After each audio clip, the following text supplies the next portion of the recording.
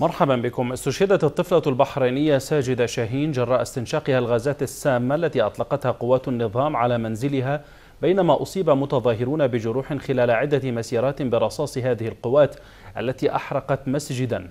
وكانت المعارضة البحرينية قد دعت إلى تظاهرات يوم غد الجمعة. شهيدة جديدة تنضم إلى قافلة الشهداء في البحرين. الطفلة الرضيعة ساجدة فيصل شاهين التي لم تبلغ ربيعها الأول استشهدت جراء استنشاقها الغازات السامة التي أطلقتها قوات النظام على منزلها في منطقة البلاد القديم في وقت تتواصل المسيرات المطالبة بإسقاط النظام في مختلف المناطق.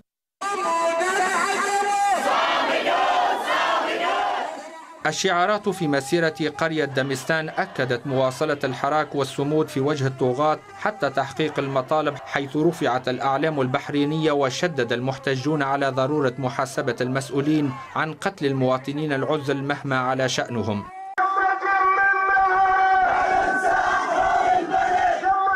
هتافات في السهلة الجنوبية ودار كليب في مسيرات انطلقت تحت شعار الحرية لرموز القادة المعتقلين في السجون، وفي مقدمتهم الشيخ حسن مشيمع الذي يعاني من مرض السرطان ولا يزال محروما من العلاج. طالب خلالها المتظاهرون بالإفراج الفوري عن المعتقلين دون قيد أو شرط.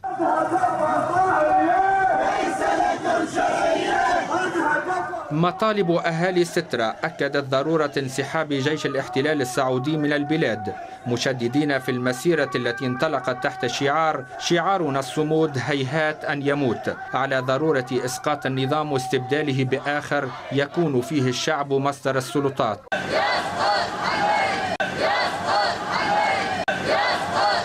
أما في الدية فنظم اعتصام تضامني مع المصاب عقيل عبد المحسن الذي أصيب برصاص النظام في قمع المتظاهرين. طالب المحتجون بإطلاق الحريات والإفراج عن المعتقلين في السجون، مؤكدين مواصلة حركهم حتى تحقيق المطالب.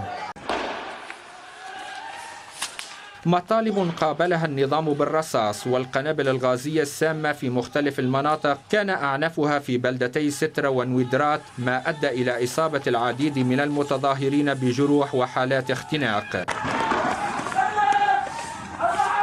قمع لم يقف عند هذا الحد، حيث أضرمت عناصر النظام النار في مسجد الإمام الهادي عليه السلام في منطقة دار كليب، وبعدما كانت قد هدمته في وقت سابق، حيث عمد الأهالي إلى إعادة بنائه من جديد. وفي المقابل عمدت عناصر من النظام وفي زي مدني إلى إذرام النيران في المسجد، ما أدى إلى إحراقه بالكامل وإحراق ما فيه من مصاحف شريفة وكتب أدعية.